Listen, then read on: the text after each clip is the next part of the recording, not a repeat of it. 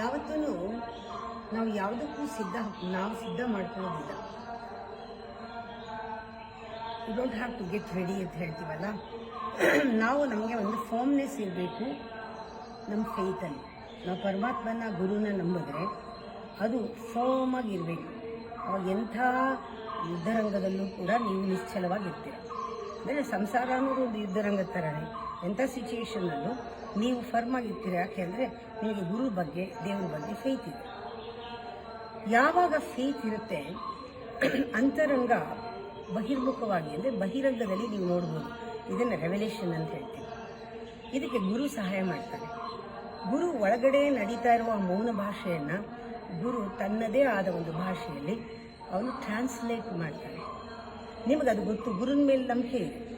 ದೇವರು ಹೇಳೋದನ್ನೇ ಗುರು ಹೇಳೋದು ಅಂತ ನಂಬಿದ್ದೀರ. ಆವಾಗ ನಿಮ್ಮ ಒಳಗಿನ ಗುರು ಅದು ಪ್ರತಿಧ್ವನಿಸ್ತಾ ಇದ್ದಾನೇನೋ, ಒಳಗಡೆ ಪ್ರತಿಧ್ವನಿ ಇರಬೇಕು ಅದು ಅನ್ನೋ ಥರ ಕೇಳಿಸುತ್ತೆ. ನೀವು ಕೇಳ್ತೀರ.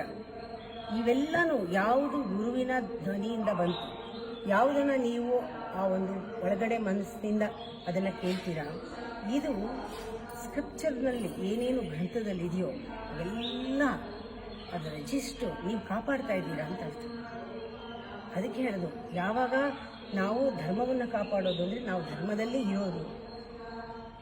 ಧರ್ಮ ಏನು ಹೇಳುತ್ತೆ ನಮ್ಮಲ್ಲಿ, ಅದು ಯಾವಾಗ ಗೊತ್ತಾಗತ್ತೆ, ನಾವು ಸತ್ಯದಲ್ಲಿ ಇದ್ದು ಆ ಧರ್ಮವನ್ನು ನಾವು ತಿಳ್ಕೊಂಡು ಅದನ್ನು ಹೇಳೋದು.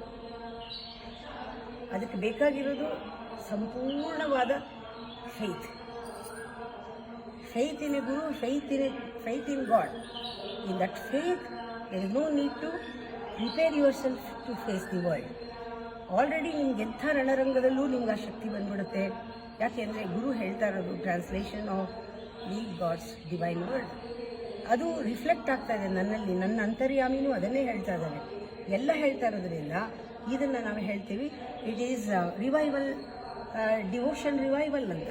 ಭಕ್ತಿಯ ಪುನರುಜ್ಜೀವನ ಇದೆ.